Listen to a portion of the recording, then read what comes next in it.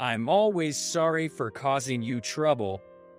Thank you so much for being together as a couple until now. The note that was placed on the table, that was the beginning of everything. I am Robert Turner, 30 years old. I work at a publishing company's editorial department. 3 years ago, I married my coworker, Amy, and we became one of those trendy dual income, no kids, aka dinks couples. We had a fulfilling life, both in work and in our personal lives, and our relationship as a couple was great, so there was nothing to complain about. But one day, out of the blue, Amy left home, leaving behind a note. We hadn't had any particularly big fights, and I couldn't recall ever blaming her. I was left completely bewildered, not understanding the reason for the divorce. If I look back at it now, our first encounter was during the new employee training at work. I was in my 5th year at the company and was responsible for mentoring Amy, who had just graduated from college and was part of the younger generation. I'm Amy Turner. Nice to meet you. I felt a little uneasy about how excessively cheerful and carefree she was. As expected, she didn't take work seriously at all. She was clumsy and made a lot of mistakes, so it was kind of typical rookie. You couldn't do anything right. But I decided to give it my all to make her a capable editor, no matter what it took. I had to figure out her strengths somehow. I began to carefully observe Amy's characteristics. She was clearly the type who didn't listen to the end of questions during quizzes and made mistakes. But she put in her best effort in everything she did. And just having Amy in the office brightened up the atmosphere. She always greeted everyone with a smile, and before I knew it, she became the office's idol. Ironically, even though I was her senior, I ended up learning from Amy. Being good at work is not the only thing a professional needs. It's also important for people to think that you're someone they can rely on, even when they need help. Amy gradually transformed into a competent worker, using her charm and communication skills as her weapons. I realized that I was attracted to Amy. While working together with her and providing diligent guidance, I didn't want to mix work and personal matters. So for a whole year, I served as Amy's mentor and taught her the basics of being an editor. And one day, after I had stepped down as Amy's mentor, I invited her to dinner, under the pretense of a celebration for completing the new employee training. Robert, are you sure? This place is famous and even featured in magazines, right? Amy looked around nervously. The restaurant was clearly too extravagant for just a regular celebration. I cheerfully reassured her, "Today, it's on me. It's a reward for all your hard work over the past year, so I went all out." I said that. Amy visibly relaxed and smiled in relief. She was concerned about her dining companion and their financial situation. That's why I liked her. We talked about work while savoring the renowned French full-course meal. Drinking a bit of wine, Amy's cheeks turned slightly pink, and she looked so cute that I couldn't help but be charmed. After dessert was served, to be honest, the reason for this celebration is actually an excuse to invite you, I said to Amy, who was bringing sweets to her mouth with a smile. And I continued, "I actually want to seriously date you. not as a colleague.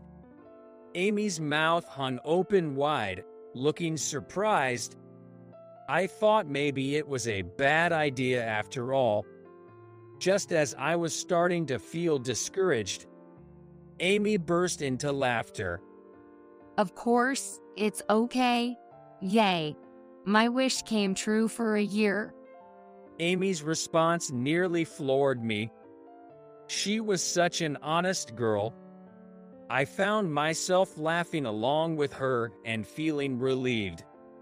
For some reason, her boundless cheerfulness was a source of comfort to me. I was glad she was my partner. Even after we started dating, I often felt that way. My personality is the serious and meticulous one, and her personality is the cheerful and impulsive one. You and I make the perfect couple when we add our qualities together. So, would you please marry me? That's how I proposed to her. Amy cried tears of joy, and we managed to get married happily. Even after our marriage, Amy felt like the car had gone out of control. She followed her desires so faithfully that she made decisions without consulting me and immediately put them into action. She would suddenly decide on our travel destination or bring home a pet without any prior discussion.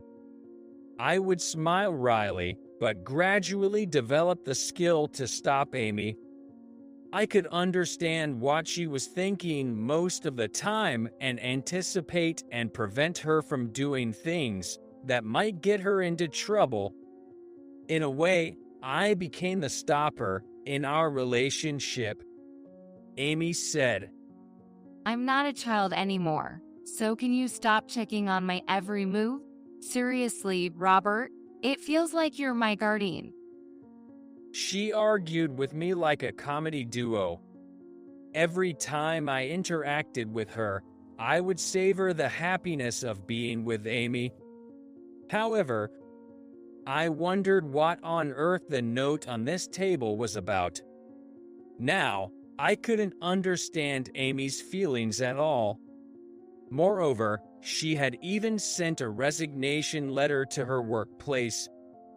Anger welled up inside me without thinking. I quickly grabbed my cell phone.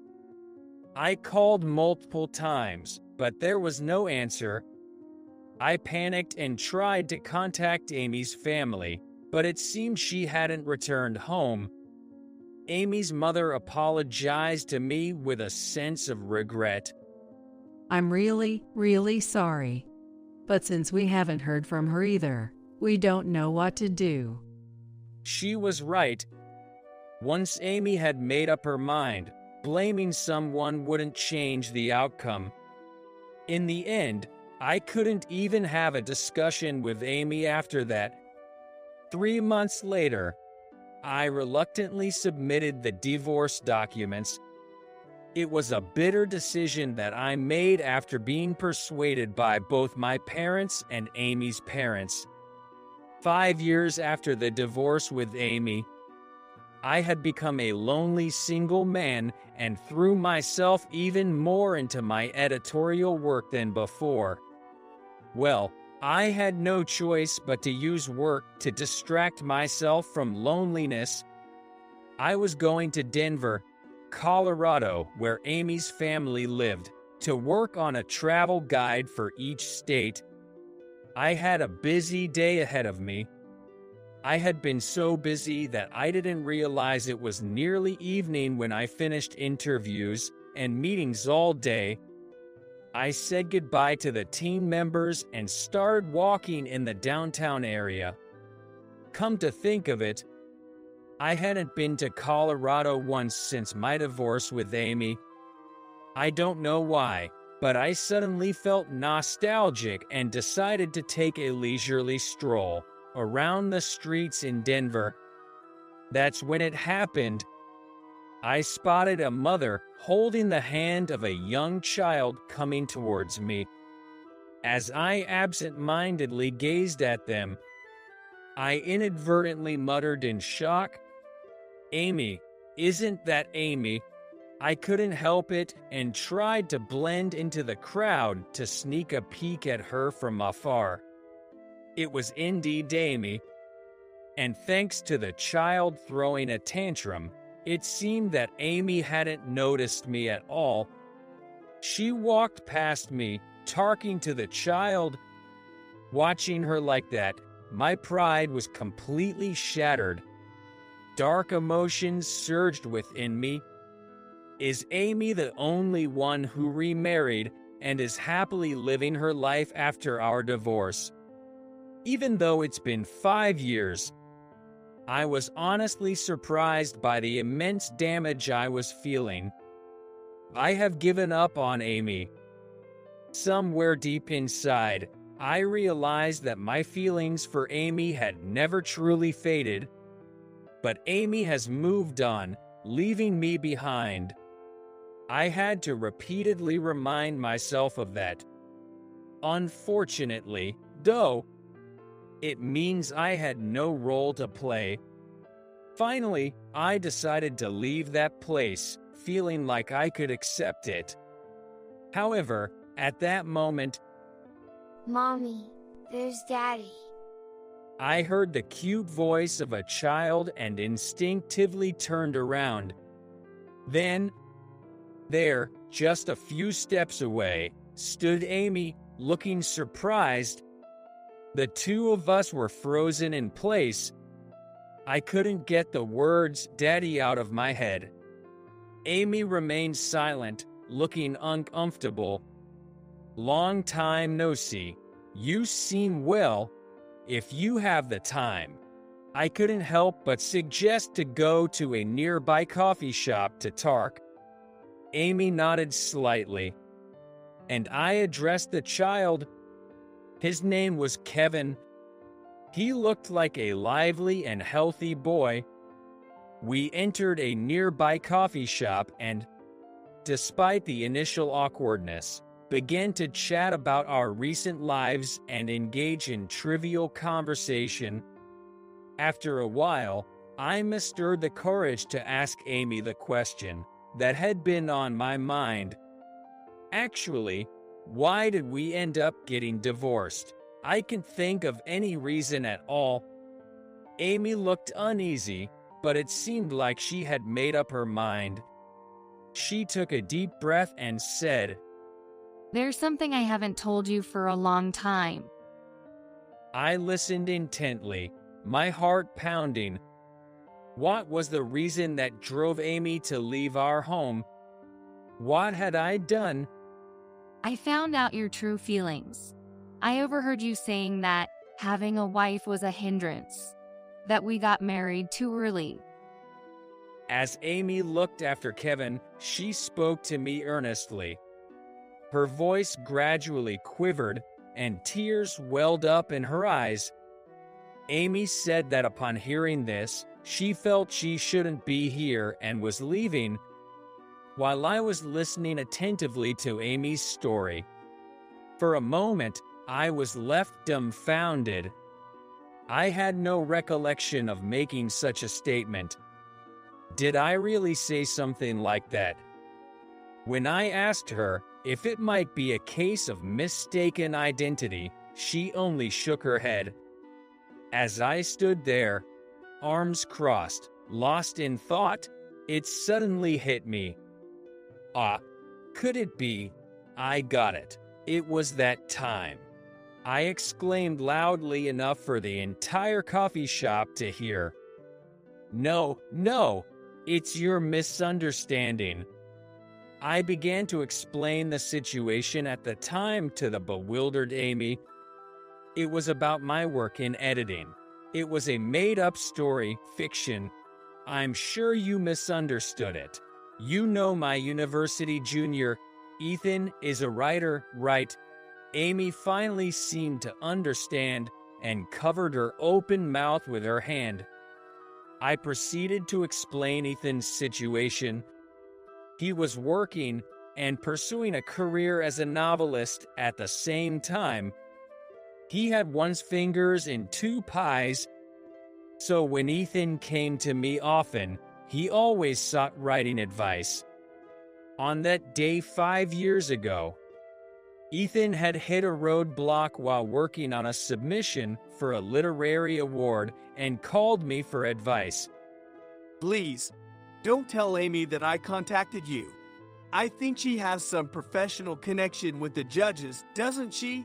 So tell me honestly, what do you think of my work? Without thinking, I gave him some advice.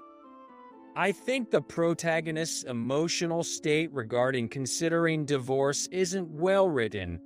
If it were me, I'd emphasize how his wife's presence is a hindrance and that the marriage was rushed.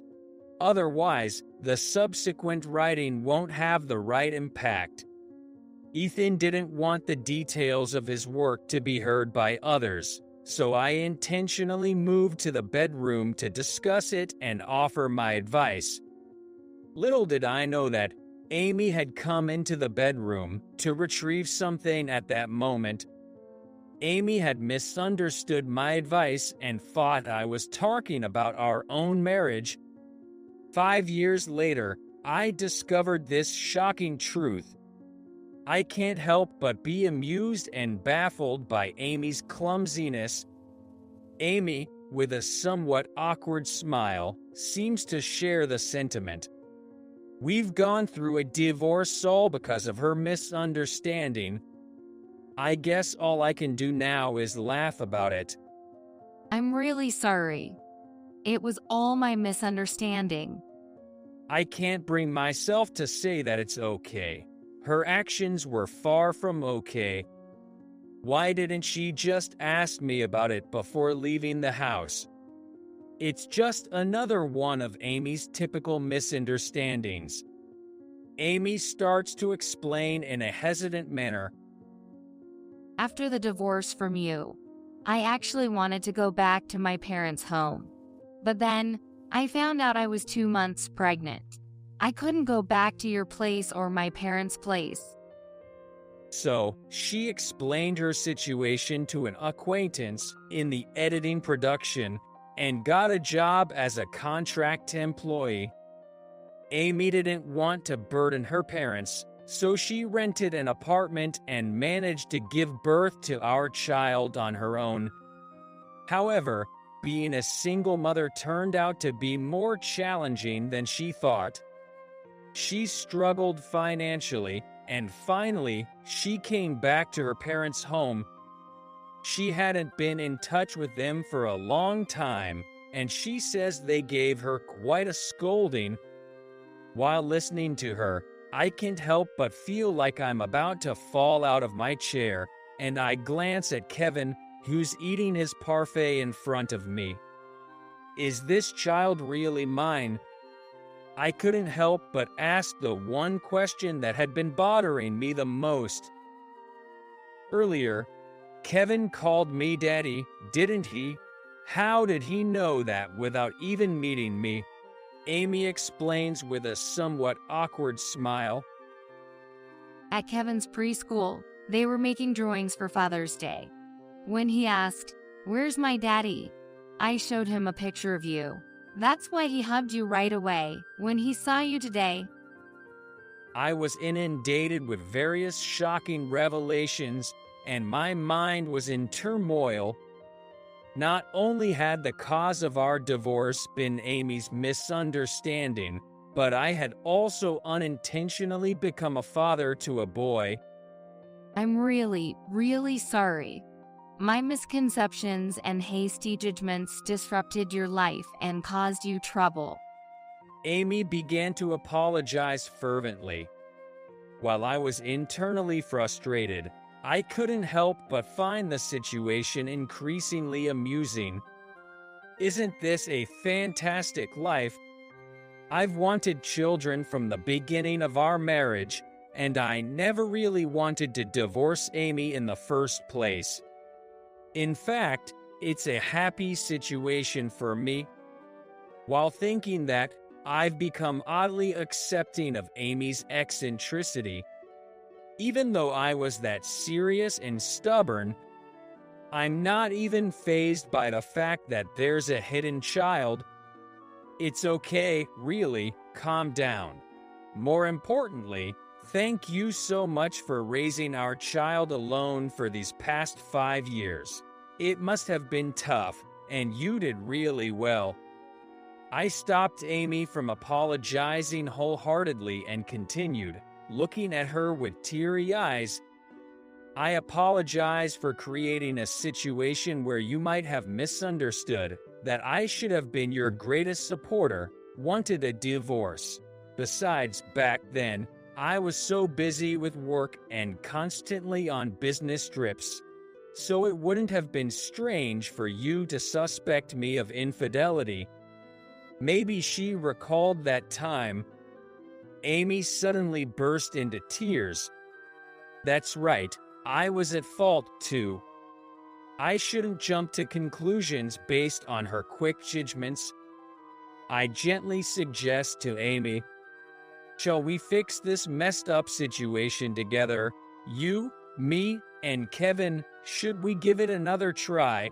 When I said that, Amy, sobbing, replied, Is it really okay with someone as clumsy as me?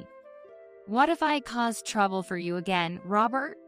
She said that, but I laughed and said, What are you talking about now? You've been like this from the beginning. My otherwise dull life becomes enjoyable and fulfilling because of the interesting accent called you. Come on, let's go down to the bureau for the marriage license.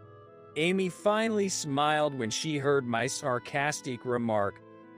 Kevin was seeing us all with smiling faces and shouted, Mom, Dad, let's go. That's my boy. He understands how to handle Amy's mood. The three of us walk hand in hand on the road as the sun sets, so that we didn't pass by each other anymore and we didn't drift apart anymore. It was finally the moment when Amy and I became a genuine married couple. A year has passed since our fateful reunion in Denver. We successfully remarried. We returned to being the same old eccentric couple, and Kevin quickly accepted me too. Today is Kevin's preschool field day. I'm putting my all into the parent-child event. I'm going to win first place in the parent-child competition for my son, who has been lonely for 5 years. Amy watches me with a happy expression. Maybe I've treated Amy like a daughter until now. But now, we're partners in each other's important lives. I make sure to listen to Amy's opinions well before making decisions on my own. These past 5 years have had their share of challenges, but we'll make every day a happy one, enough to turn it into material for stories. I'm really determined. All right, everyone's presentations are done. Nick, the manager, said as he tried to move the discussion forward. Excuse me, I haven't. I recently found out something. Nick interrupted me and began to speak. There's apparently someone in this department who didn't graduate high school and is just a part-timer. Meetings should be for employees only. Absolutely right. His lackey, Mike, of course, agreed with Nick. I'm leaving. After leaving the meeting room, I started to shut down my computer. I noticed that an email had arrived, not in my personal inbox, but in the company's shared email. Thinking, there's no point in speaking up, no one will listen, I went home quietly. The next day, I heard a commotion from Nick's desk. He was staring at his computer screen, his face pale. Nick? Is something wrong? Mike looked at the screen with him. And he turned even paler than Nick. Why is he so angry? Knowing the reason for Mike's distress, I thought to myself, serves them right. My name is Adam. My mother passed away when I was in the 9th grade, and I was raised by my father. Well, you could hardly call it being raised. After my mother passed, my father changed. He drowned his sorrows in alcohol, and though he still went to work, he squandered our living expenses on horse racing. Because of that, I had to start working part-time as soon as I entered high school. Every month, I went to the convenience store with bills in hand that couldn't be auto-deducted from my father's account. Even though I endured it because I didn't want to be alone, I reached my limit in my second year of high school and dropped out. I found a live-in job at a distant inn. Thank you for everything. The day I left home, my father, still staring at the TV, spoke. Take care. That was our last conversation. Back then, 18 wasn't the age of majority, so I needed my father's permission to work, and I couldn't hide my place of employment. Yet, my father never visited me even once. I kept working just to survive, and before I knew it, I was 42. Years of hard work paid off, and I was transferred to the headquarters. I was thrilled to be recognized by the company, as I thought I'd be working in the field until retirement due to my lack of formal education. Listen up. Our work can change the future of our employees. Don't drag us down. On my first day after the transfer, Nick, dressed in an expensive suit, spoke sternly. There was a reason for this. Our inn was located in a prominent tourist destination, known so well that everyone in the state could sing its commercial jingle. At its peak, we had 5 locations within the state. But that was long ago. Due to financial difficulties and aging facilities, only the place where I had worked for many years and the original establishment remained. I was prepared to lose my job anytime, but now there was a glimmer of hope. With the rise of social media, the tourist area where the inn was located started gaining attention again. Depending on how hard the sales department, where I was transferred, worked, we could either thrive or be forced to give up this prime location to the new hotel chains continuously popping up. For Nick, who had switched careers from another industry to strengthen our sales, this was a battle he couldn't afford to lose. I understood why he had to be strict. I will do my best. Nick sneered at my enthusiastic declaration. Did you not hear what I said? I'm sorry. I thought I was listening carefully. Out of habit from years of customer service, I apologized reflexively, though I had no idea what had offended him. Someone was watching me with a smirk. In this department, there are those who are expected to excel and those who have been shoved here because they have nowhere else to go. You are the latter. It was Mike, the section chief. He's 7 years younger, at 35. But he was called to headquarters much earlier than I was and had been moving around within the headquarters ever since. I'm not jealous, but I can't accept that he's my boss. Graduating from a prestigious university, he has an unusually high pride and caused many problems as a newbie, making things very difficult for me when I was the front desk leader. When I found out Mike was transferred to the sales department a month before me, I was disheartened. Mike is right. With just a middle school diploma, there's not much you can do. Don't even think about achieving results. As if I didn't exist, Nick remarked, I'm thirsty. Mike eagerly ran to the coffee maker. It seems Mike is Nick's lackey.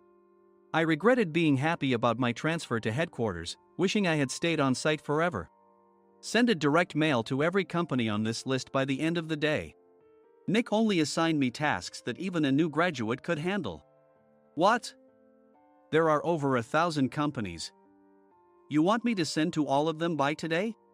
Yes, if you and your fellow misfits split the work, even those with nowhere else to go should finish by today. I glanced at the employees typing away expressionlessly.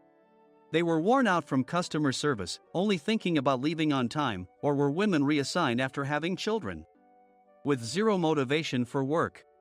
Even Sam, a new graduate from the same university as Mike, who was supposed to be among the expected achievers, had no enthusiasm for the job, having joined the company wanting to do customer service. I don't care what they say, I plan to quit anytime, he said.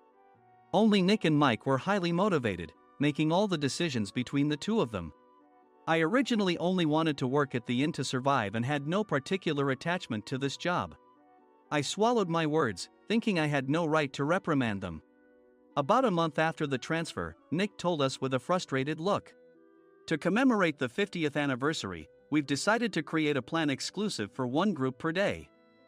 Originally, Mike and I were supposed to come up with it, but our president, Mr. Thompson, insists on hearing everyone's opinions. So, you all get a chance. As Nick explained, Mike began handing out prints. Make sure not to embarrass Nick. If your ideas are half-baked, you'll have to redo them. It seemed that they had printed his handwritten notes by Mr. Thompson, which included several questions and a section for free responses. It made sense why Nick had to seek our input, given that all responses had to be submitted to Mr. Thompson. We were given a week to think about it, and a meeting was scheduled to compile our ideas. My plan is to let guests enjoy both the old and modern America. Nick began the presentations. Guests would watch a master confectioner at a nearby traditional sweet shop make sweets in front of them. The welcome drink would be premium tea in a bottle. Nick's plan was certainly attractive. After his presentation, Nick called on us to present in the order we were seated. Just as I stood up for my turn. All right, everyone's presentations are done. Excuse me, I haven't. I recently found out something. Nick interrupted me. There's someone in this department who didn't graduate high school and is just a part-timer. He was likely talking about me. I joined the company as a part-timer and was made a full-time employee when I turned 20. That was 20 years ago, so Nick and Mike probably had no chance to know until recently. Meetings should be for employees only. Absolutely right. After that, Nick kept creating opportunities to solicit everyone's opinions, purposefully excluding me from speaking. The meeting unexpectedly heated up and went past the scheduled end time.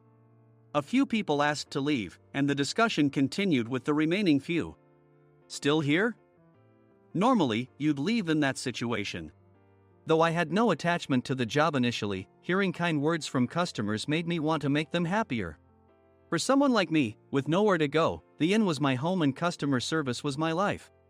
I felt pathetic about my current self. I'm leaving. I left the conference room and started shutting down my computer.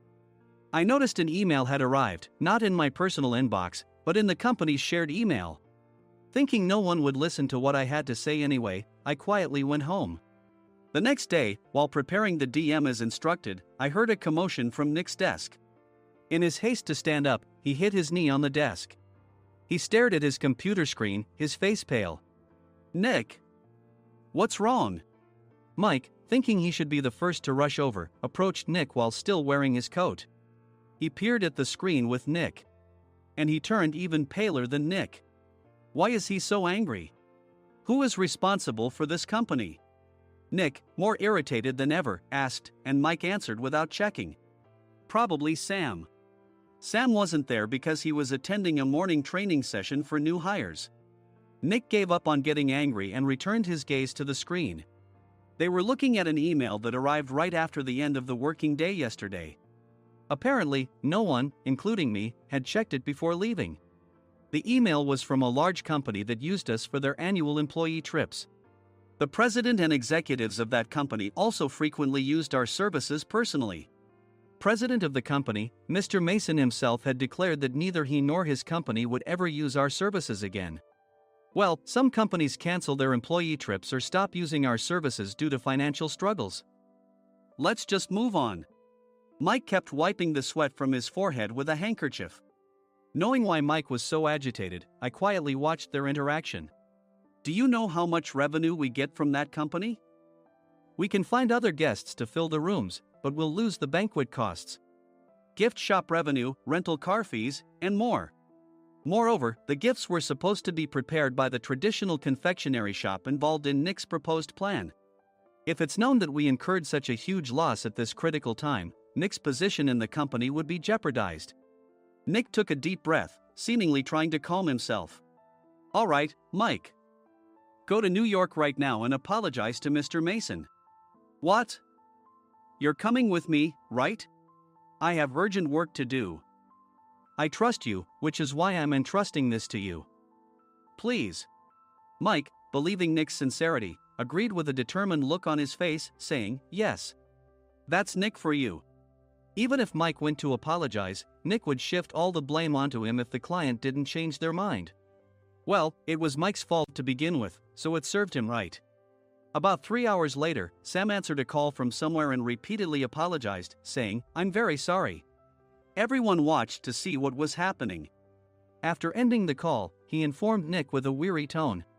When Mike arrived at the client's company, he only made things worse, further infuriating Mr. Mason. He was demanding, "Get his boss here immediately." It was no wonder Sam was exhausted, dealing with such a call right after returning from training. What is that idiot doing? All right, Adam, you're coming with me. If sacrificing Mike didn't work, then I must be next.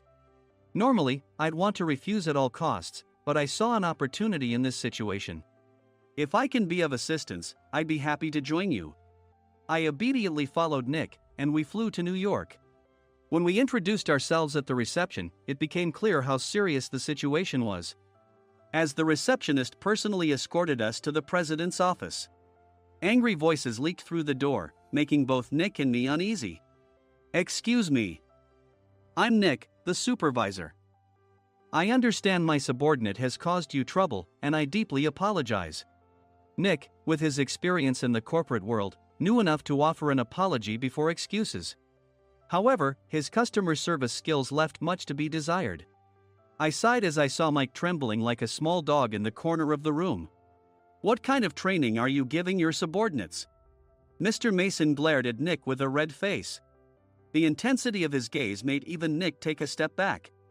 Regrettably, I joined this company only 2 years ago and was unaware of Mike's issues. I should have identified his shortcomings sooner. Indeed, I should have realized sooner. No sensible person would come to apologize and then give a lengthy presentation on the drawbacks of not using their in. Nick froze, his mouth slightly open. Suspecting the worst, I picked up the documents that had fallen to the floor. It seemed Mike hastily prepared these documents on the plane, listing the disadvantages. Disadvantage 1: if you change the venue for the company trip, employees might suspect it's for cost-cutting reasons, leading to a negative impression. Reading it aloud half-jokingly, Nick snatched the papers from my hand and checked the contents with a furious expression. Among the stack of documents was a receipt from a nearby convenience store's copy machine. I felt a pang of dread, hoping he hadn't shown the receipt as well. What do you think he said when I asked what kind of nerve he had to do this? I'm very sorry. Faced with the dire situation, Nick must have thought there was nothing left to do but apologize. In a voice smaller than I'd ever heard from him, he uttered words of apology. He said, "I'm a Harvard graduate. I don't believe I said anything wrong." "Mike, what have you done?" Forgetting his plan to pin the blame on Mike, Nick yelled loudly, even in front of Mr. Mason. "I didn't do anything wrong." "You're still saying that? Look at him." Mike pointed at me with a shaking hand. "I was assigned to headquarters in my 20s and now I'm a section chief. This guy only made it to headquarters at 42. Everything I've done proves I was right. So why are we losing the contract?" Having said his piece, Mike collapsed to the floor. "Of course. You were sent there because you had nowhere else to go." Mike never expected to hear such words from someone he looked down upon. He lunged at me, and Nick hurriedly stepped in to stop him. "Mr. Thompson told me Mike is a quick thinker, and to take good care of him." There's no way he was pushed aside. "Don't make things worse here." "He didn't say quick thinker, he said only quick-witted, didn't he?" I don't remember that part." I recalled the many troubles Mike caused when he was a newbie. When Mike was on the front line, his pride was so high that he never apologized to customers. Customer service, especially in our job, doesn't work alone.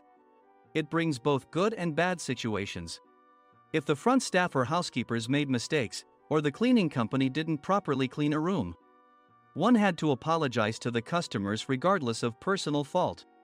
Mike, in such situations, would never apologize, insisting he wasn't at fault. This often angered customers, and as the front desk leader, I frequently had to apologize on his behalf.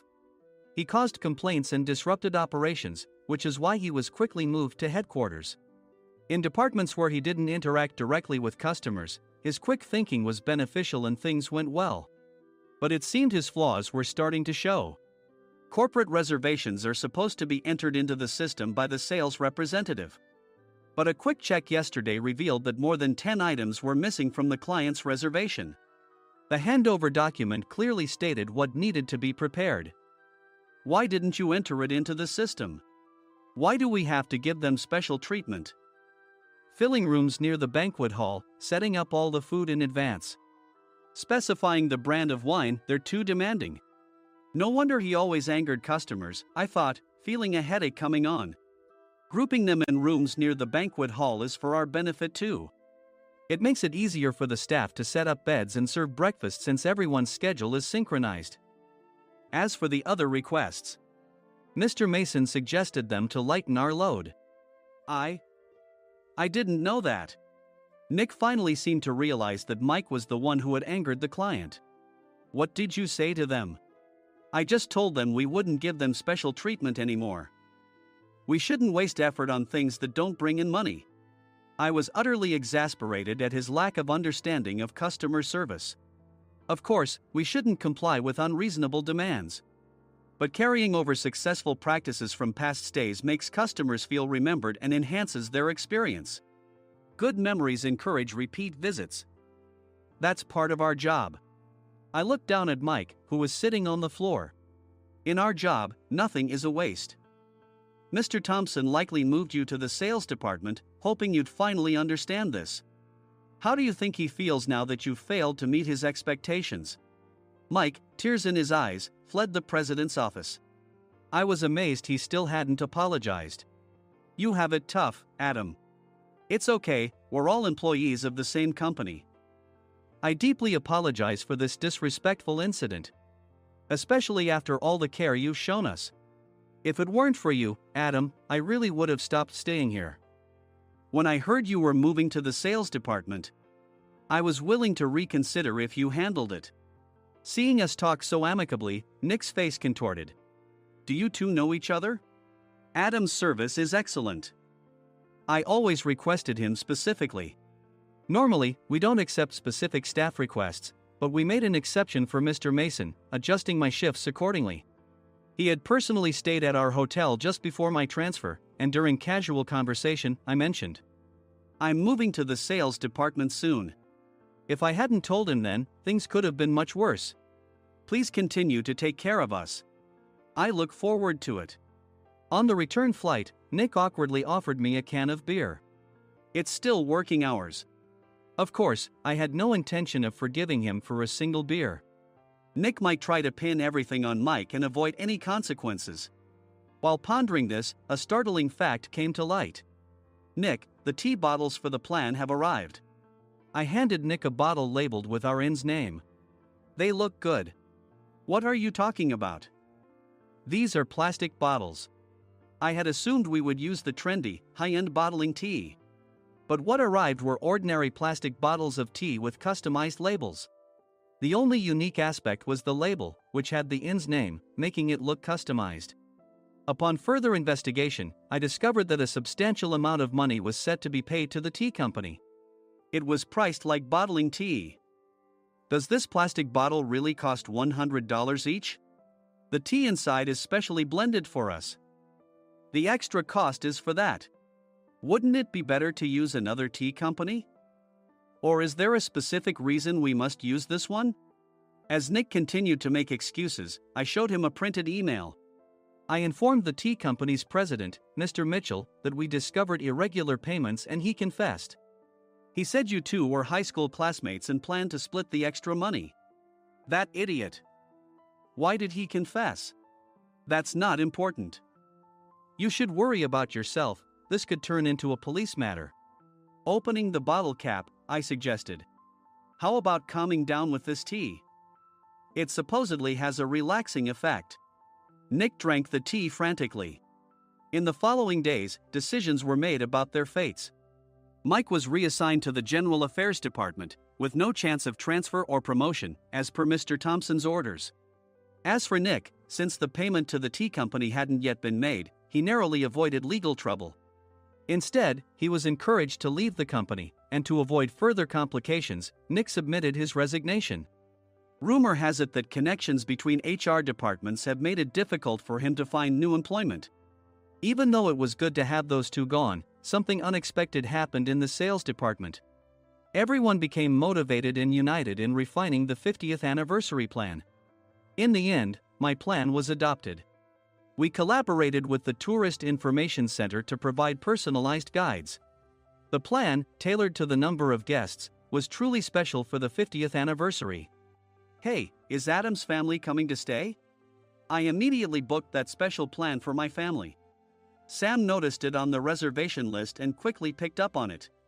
Yes, I'm inviting my father. That's great. I might invite my parents too. I lacked the courage to face my father just as Adam. But here, with the confidence Mr. Mason praised, I felt ready. The 50th anniversary plan was a perfect opportunity to reconnect with my father. I hope to bring back the days when we could laugh together as we once did.